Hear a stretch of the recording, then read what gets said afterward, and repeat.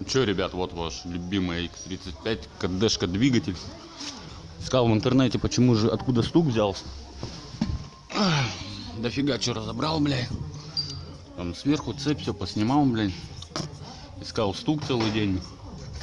Смотрел видео, перебираю движки, типа поршневую задирает. Поршневую посмотрел, человек говорит, масло часто меняет, поршневая там нормальная.